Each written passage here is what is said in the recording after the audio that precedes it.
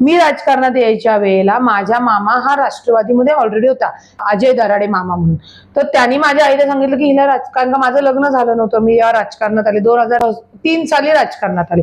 तर म्हणले मुलींचं क्षेत्र नाहीये, हेच पुरुष प्रधान संस्कृती, आपल्या मुलीला बदनाम करतील किंवा फसवतील किंवा घाण करतील, ही आहे परिस्थिती राजकारणामध्ये. पण ती आधी होती, आधी खूप होती, आता फार कमी झालेली आहे. आता प्रत्येक महिलेनी, प्रत्येक घरातल्या स्त्रीनी राजकारणात यायला पाहिजे.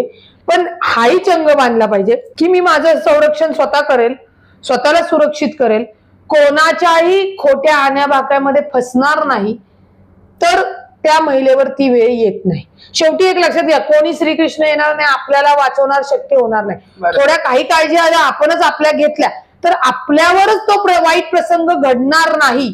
याच्यासाठी आपण आपली सुरक्षता आणि सक्षमता करायची, ह्या मताची मी आहे.